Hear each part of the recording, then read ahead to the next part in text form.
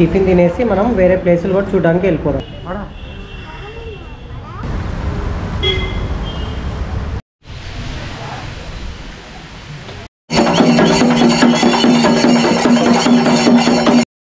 Hello అందరికీ welcome to Rameswaram. చూసారు కదా లాస్ట్ వీడియోలో మనం అర్లీ మార్నింగ్ రామేశ్వరంకి అయితే వచ్చేసాము. సో అక్కడ హోటల్ తీసుకొని ఫటాఫట్ రెడీ అయిపోయి ఇప్పుడైతే మనం గుడికి వెళ్తున్నాం అనమాట. మేము ఇక్కడే అనమాట టెంపుల్ దగ్గరలోనే తీసుకున్నాం హోటల్, ఎందుకంటే ఈజీగా వెళ్ళడానికి ఉంటుంది కదా అని చెప్పి టెంపుల్కి ఒక 100 మీటర్స్ దూరంలోనే మేమైతే హోటల్ తీసుకొని టకాటక్ ఫ్రెష్ అయిపోయి స్టార్ట్ అయిపోయాము. చూసాం కదా టెంపుల్. ఈ షాప్స్ ఉన్నాయి కదా ఇవన్నీ ఓపెన్ ఉంటాయి అనమాట. అర్లీ మార్నింగ్ కావడం వల్ల ఇంకెవరు ఓపెన్ చేయలేదు షాప్స్ అవన్నీ, లేకపోతే క్రౌడ్ కూడా చాలా ఉంటుంది. ఇది వీక్ డే కావడం వల్ల క్రౌడ్ లేదు. ఈ రామేశ్వరం ఒక పుణ్యక్షేత్రం. ఇది భారతదేశంలో అత్యంత పవిత్రమైన హిందూ పర్యాటక కేంద్రాల్లో ఇది కూడా ఒకటి అన్నమాట రామేశ్వరము. ఈ క్షేత్రం రాముడు మరియు శివుడితో సంబంధం కలిగి ఉంది. రామేశ్వరం సముద్ర తీరంలో ఉన్న ఒక చిన్న దీవి అన్నమాట.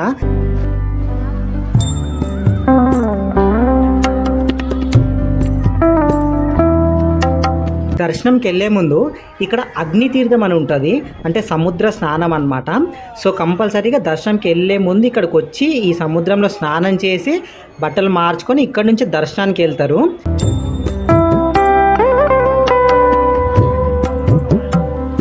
చూసారు కదా ఇక్కడ సముద్రం ఎంత కామ్గా ఉందో. ఇక్కడే అందరు స్నానాలు చేసి అక్కడే బట్టలు మార్చుకొని, కావాలంటే అక్కడ గదులు కూడా ఉన్నాయి బట్టలు మార్చుకోవడానికి. రామేశ్వరంలో స్నానం చేయడానికి భక్తులు చాలా పవిత్రతను ప్రసాదిస్తుంది అనమాట. ఒక పుణ్యంగా భావిస్తారు ఇక్కడ సముద్ర స్నానం చేయడం. అండ్ ఇంకా ఇక్కడ మన పెద్దవాళ్ళకి ఎవరన్నా చనిపోయి ఉంటారు కదా, వాళ్ళకి ఇక్కడ పూజలు కూడా చేయించుకోవచ్చు అనమాట. పంతులు వాళ్ళందరూ ఉంటారు, వాళ్ళకి ఎంతన్నా డబ్బులు ఎంతో ఇస్తే పూజలు చేస్తారనమాట. ఇక్కడ గోమాతలు కూడా ఉంటాయి, అన్ని ఆవులు ఉంటాయి. వాటికి ఏమన్నా ఆహారం అవి కూడా మన దగ్గర ఏమన్నా ఫ్రూట్స్ అలాంటివి ఉంటే వాటికి అందరు పెడుతూ ఉంటారనమాట.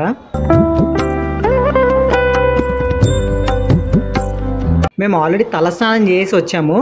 ఇక్కడికి వచ్చేసి కాళ్ళు చేతులు కడుక్కొని ఆ నీళ్లు తల మీద చల్లుకొని మేమైతే దర్శనానికి వెళ్ళిపోతున్నాము. ఆ రోజు వీక్ డే కావడం వల్ల పెద్ద రష్ అయితే లేదు. ఇంకా మార్నింగ్ అనమాట మేము వెళ్ళింది. ఈ ఆలయం శివుడికి అంకితం. 12 జ్యోతిర్లింగాలలో ఇది ఒకటి అనమాట. చాలా ప్రసిద్ధి చెందింది. మేమైతే అలా క్యూలో లోపలికి అయితే వెళ్ళిపోతున్నాము. యాక్చువల్గా లోపలికి కెమెరాలు అవన్నీ ఏమి ఎలో లేవు, అక్కడ వరకే అనమాట. లోపలికి అయితే ఎలో ఉండదు కెమెరాలు. ఈ రామేశ్వరం ఏంటంటే సముద్ర తీరంలో ఉందన్నమాట. ఇది ఈ సముద్ర తీరంలో ఉన్నందుకు చాలా ప్రశాంతంగా ఇంకా చాలా బ్యూటిఫుల్గా ఉంటుంది ప్లేస్. ఇక్కడ నుంచే రాముడు లంకకు ఒక వారధి వేసాడు. అదే ఏంటంటారు, రామసేతు.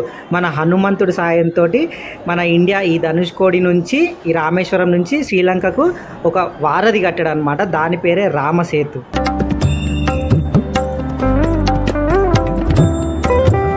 ఇదే ప్లేస్లో తీర్థజలం అమ్ముతారు, కోడి తీర్థం అంటారు. ఒక బాటిల్ 20 రూపీస్ అనమాట. అది కంపల్సరీ కొనుక్కొని మీరైతే ఇంటికి తీసుకెళ్ళండి.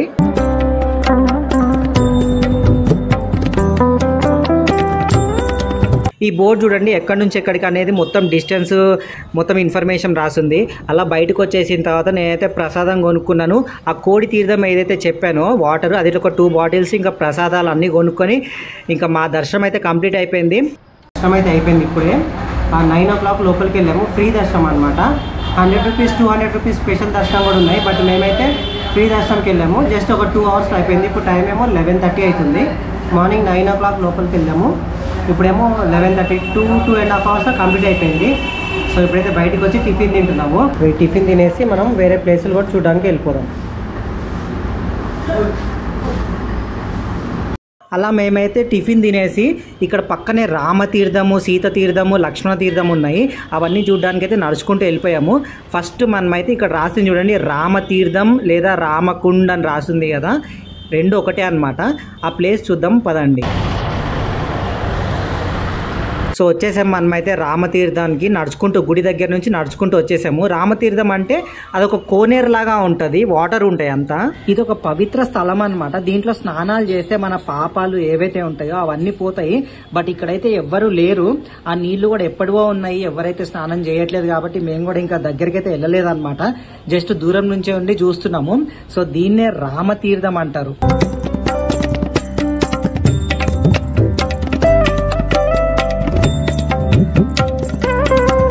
ఈ ఈ రామతీర్థానికి ఎదురుగానే గుడి ఉంది.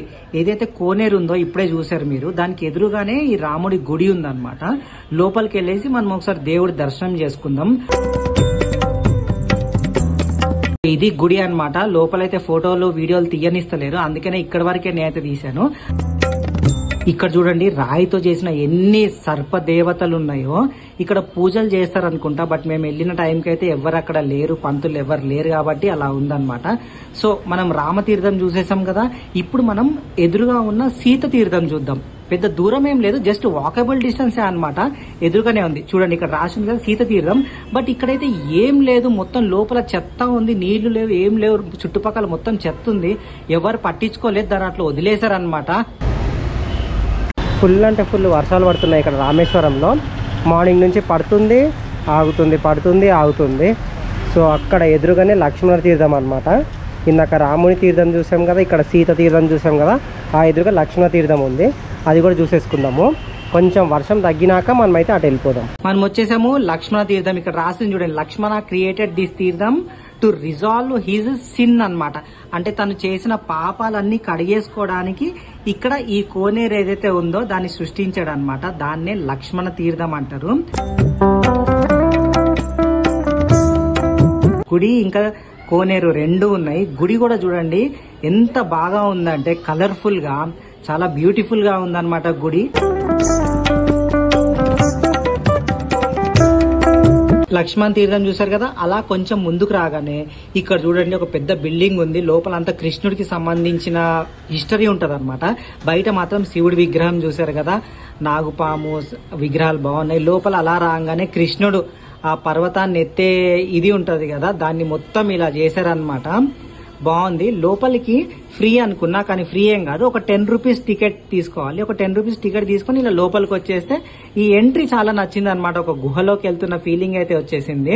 ఆ మెట్లెక్కి పైకి లోపల రాగానే ఇక్కడ అన్ని విగ్రహాలు ఉన్నాయి. మొత్తం హిస్టరీ ఉందన్నమాట, కృష్ణుడికి సంబంధించిన మొత్తం హిస్టరీ ఉంది లోపల. ఈ విగ్రహం చూడండి, వసుదేవుడు కృష్ణుడిని నది దాటిస్తాడు కదా, అది అన్నమాట. చాలా విగ్రహాలు ఉన్నాయి. ఇప్పుడు ఒక్కొక్కటి చూడండి, ఇక్కడ శివుడి విగ్రహం కూడా ఉంది.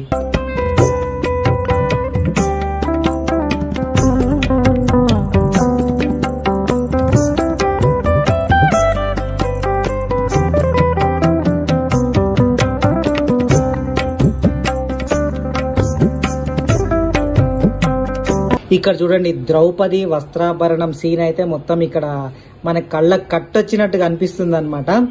సో అలా ఇవన్నీ చూసుకొని అలా పక్కకి వెళ్ళగానే లోపల చూడండి ఒక మొత్తం అద్దాలే, అవన్నీ గ్లాసెస్ అన్నమాట. వేరే మెటీరియలే లేదు, మొత్తం చాలా డిజైన్ చేశారు, అద్దాలతోటి డిజైన్ చేశారు. ఇది ఒరిజినల్ కాదా అని చెప్పి నేనైతే పోయి ముట్టుకొని చూశాను, అవన్నీ అద్దాలు అన్నమాట. ఎంత బాగా చేశారంటే కళ్ళకైతే నిజంగా కలర్ఫుల్ గా చాలా బాగా కనిపించింది అనమాట. ఇప్పుడు మనం ఇక్కడే పక్కనే ఆంజనేయ స్వామి గుడి ఉంది. ఆంజనేయ స్వామి గుడి దగ్గరకు కూడా వెళ్ళేసి లోపల చాలా పెద్ద విగ్రహం ఉంటదంట ఆంజనేయ స్వామిది. ఫోన్లు అయితే తీసుకోబోనివ్వలేదు, సో బయట నుంచే చూసాము. లోపలే మనకి ఏమేమి ఉందంటే పెద్ద విగ్రహం అనమాట ఆంజనేయ స్వామిది. ఇంకా ఫ్లోటింగ్ రాయి ఉంటుంది చూసారా, ఆ ఫ్లోటింగ్ రాయి కూడా ఇక్కడే పెట్టారు. ఒక డెమో లాగా ఇస్తున్నారు, చూపిస్తున్నారు. అక్కడ పంతులు ఉంటాడు, ఆయన ఫ్లోటింగ్ రాయిని చూపిస్తున్నాడు అండ్ ఇంకా దాని గురించి హిస్టరీ మొత్తం చెప్తున్నాడు అనమాట. సో అదంతా వినేసిన తర్వాత మేమైతే ఇంకా బయటకు వచ్చేసాము. సో చూసారు కదా ఈ ప్లేస్ లో. ఇప్పుడు ఇక్కడ నుంచి ఒక 2 కిలోమీటర్ దూరంలో రాముడి పాదం అనే ప్లేస్ ఒకటి ఉంది. ఆ ప్లేస్ కి వెళ్ళిపోదాం. మనము వచ్చేసాము 2 కిలోమీటర్స్ అలా నడుచుకుంటూ వచ్చేసాము. మేము ఏ ఆటో గానీ ఏది అయితే ఎక్కలేదు, అలా నడుచుకుంటూ వచ్చాము. రామర్ పాదం అంటారు ఈ గుడిని, రామర్ పాదం అంటారు. ఇక్కడే మన రాముడి పాదాల గుర్తులు ఉంటాయి అన్నమాట. దానికే పూజలు అవన్నీ చేస్తుంటారు ఇక్కడ. ఆ పాదాల గుర్తులు ఎందుకు వచ్చాయంటే రాముడు సీతను పెళ్లాడినప్పుడు మరియు వనవాసానికి వెళ్ళేటప్పుడు సీతకి ధైర్యం చెప్తూ ఆయన పాదం ముద్రలు గుర్తుగా అక్కడ పెట్టాడు అనమాట. సో అందుకే అక్కడ రామర్ పాదం అంటారు. ఈ మెట్లు ఎక్కేసి పైన చూస్తే మీకు ఇక్కడ మొత్తం సముద్రం కనిపిస్తుంది. ఇక్కడ నుంచే మరి లంకను చూసాడంట అని అన్నారు. కరెక్టా కాదా మీరైతే కామెంట్ లో మెన్షన్ చేయండి. అట్లా చుట్టూరు ఆ పైకి ఎక్కగానే చుట్టూరు మనకి రామేశ్వరం కనిపిస్తుంది. అక్కడ దూరంలో సముద్రం కనిపిస్తుంది. అలాగే ఇటు పక్కన వస్తే అగోండి అక్కడ గుడి కనిపిస్తుంది కదా, మనం ఇందాకనే వెళ్ళేసి వచ్చాము. అదంతా గుడి ఉన్న ప్రదేశం అన్నమాట. బాగుంది, చాలా మంచి ఫీలింగ్ అన్నమాట. చల్ల గాలి, సముద్రాన్ని చూస్తూ బాగుంది, ఆ ఫీలింగ్ బాగుంది.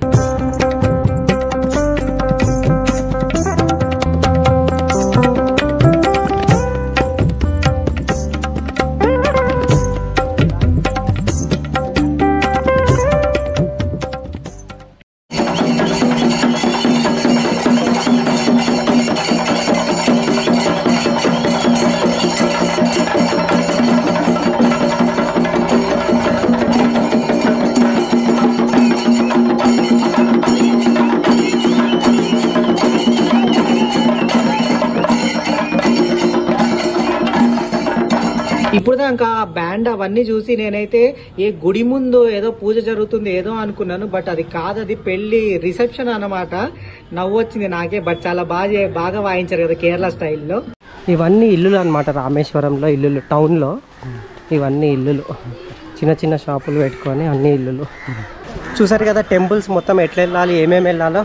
ఓకే, మళ్ళీ వీడియోలో మళ్ళీ కలుసుకుందాం. అంతవరకు బాయ్ బాయ్. ఛానల్ని మాత్రం సబ్స్క్రైబ్ చేయండి. ఓకే.